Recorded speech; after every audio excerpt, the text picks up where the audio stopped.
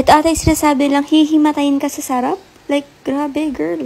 Hey beauties, it's me, Sisha. Another day, another food trip po tayo today.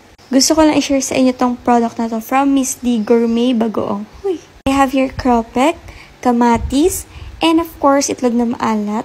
Tsaka yung mangga, fresh na fresh, galing sa puno namin, kakapitas lang, and white rice, di mawawala yun. Nawalan nga ako ng sound dito, kaya nag-voice over na lang ako. I-check natin kung ano yung perfect pair para dito sa ating Miss D Gourmet Bagoong.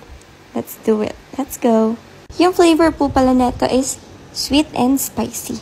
Uy, amoy pa lang, girl, nakakatakam na. And alam mo yun, ang sarap-sarap, kainin agad. Let's try this cropek first kasi ang atake nito is pulutan siya. Huy, hindi tayo iinom for today. We're going to try this with bagoong and super sarap na bakla. Sa mga pinsan ko pinatry ko and nagustuhan nila. Crunchy yung ating cropek and sobrang flavorful ng ating Miss D Gourmet Bagoong. So iti-try naman natin siya sa ating white rice.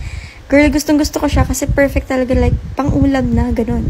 And ang kilalang-kilala na mangga at bagoong pair. Grabe tong classic combo, OG to. Tamang-tama lang yung sweetness niya and yung anghang na swak na swak. I also tried the white rice, itlog na maalat, kamatis, and syempre yung Miss D Gourmet Bagoong. Sobrang perfect na, girl. And ito, sumali na talaga ang mga pinsan ko sa video. Sobrang nag-enjoy kami sa aming food trip for today. Sobrang sulit kahit anong pares mo, ang sarap. Kaya itry nyo na rin. Bye!